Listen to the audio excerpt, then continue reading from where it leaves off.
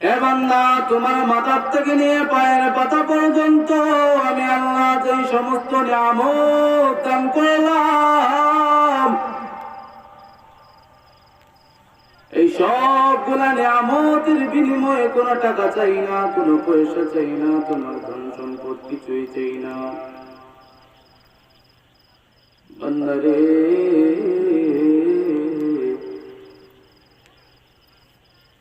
আমি আল্লাহ তোমাকে কিসের জন্য সৃষ্টি করলাম, কিসের জন্য আমি আল্লাহ বানাইলাম? আমার গোলামের জন্য, ইবাদতের জন্য। আল্লাহ পাক বলেন, আমি আল্লাহ জিন্নাত ইনসানদেরকে আমার গোলামের জন্য, ইবাদত বন্দেগীর জন্য বানাইছি। ও বান্দা, তুমি আমি মালিকের গোলামি করবা, আমি মালিকের ইবাদত বন্দেগী করবার বান্দা। এই জন্য আমি আল্লাহ তোমাকে তো সুন্দর রূপ দিয়ে আমি আল্লাহ বানাইলাম। রে বান্দা, তোমাকে আমি প্রাণ দিলাম। ও বান্দা, তুমিও 3 বেলা তো খাবার খাও। পৃথিবীর মধ্যে যেই সমস্ত মাখলুকাত আছে সবাই তো খাবার খায়, যত প্রাণী আছে সবাই তো খাবার খায়,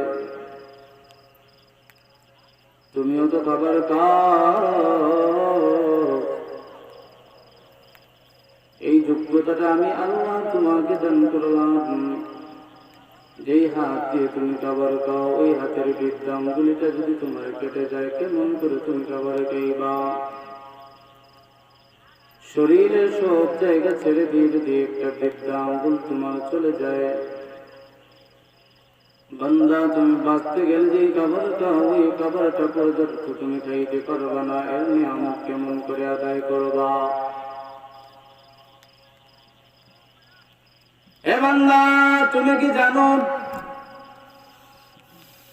আমি আল্লাহ রব্বুল আলামিন তোমাকে এই সমস্ত নিয়ামত দান করেছি